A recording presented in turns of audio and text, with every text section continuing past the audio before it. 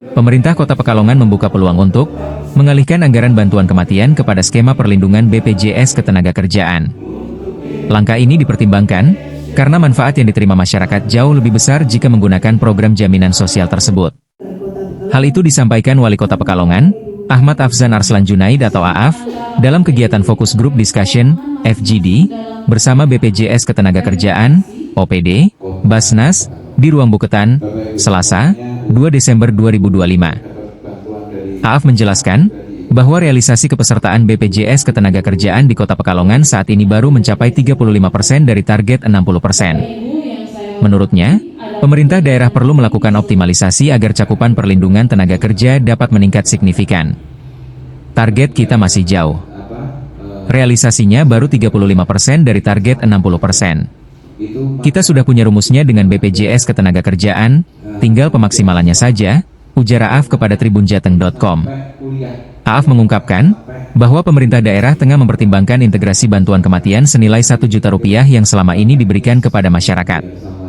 Jika dialihkan menuju pembiayaan kepesertaan BPJS Ketenagakerjaan, manfaat yang diterima warga akan meningkat drastis. Kalau dari kita hanya Rp1 juta, sementara dari BPJS bisa mencapai Rp42 juta. Ini sedang kita pikirkan mekanismenya, katanya. Sementara itu, Kepala BPJS Ketenagakerjaan Pekalongan, Widi Astri Apriliania, menjelaskan bahwa tujuan utama pertemuan FGD kali ini adalah memastikan seluruh pekerja di Kota Pekalongan dapat terlindungi oleh program BPJS Ketenagakerjaan sehingga kesejahteraan mereka meningkat. Widi mengakui bahwa pekerja dari sektor bukan penerima upah, BPU, masih menjadi kelompok dengan tingkat perlindungan terendah. Banyak pekerja rentan seperti nelayan, petani, dan pekerja informal lainnya yang belum terdaftar sebagai peserta. Maksimalkan potensi kerjasama kita dengan BPJS Ketenagakerjaan. Ini nanti kan rapat akan dipimpin Pak Sekda. Tadi dari saya hanya arahan-arahan saja karena target kita masih jauh. Realisasinya baru 35%, ini target 60%. Nanti akan kita gali. Kita sudah punya rumusnya dengan BPJS Ketenagakerjaan, tinggal pemaksimalannya saja. Kalau bisa semuanya bisa secara mandiri, itu disebut di beberapa sektor secara mandiri, tapi di sektor lain mungkin bisa melalui dinas dan sebagainya.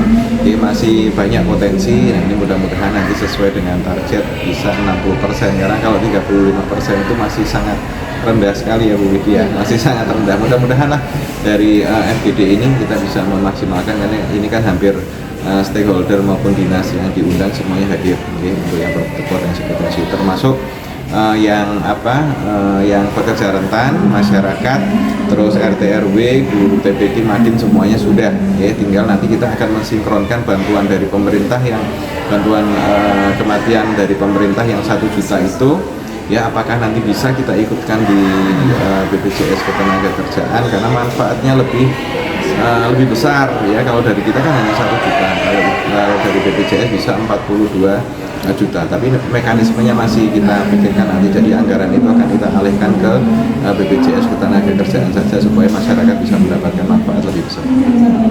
Untuk pertemuan FGD kali ini yang kita capai adalah untuk peningkatan universal coverage jaminan sosial ketenagakerjaan, yang artinya bagaimana pekerja-pekerja yang ada di Kota Pekalongan itu bisa terlindungi oleh